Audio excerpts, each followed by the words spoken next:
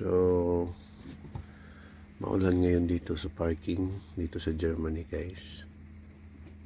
No. So, dito lang muna ako sa truck.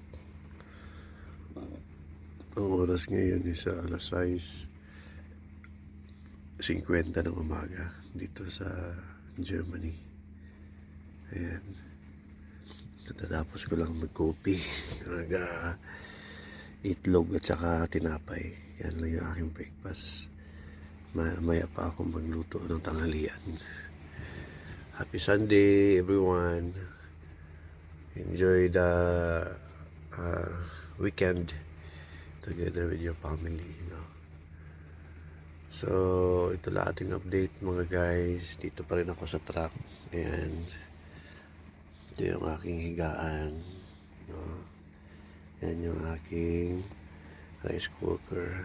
So wala. So yan.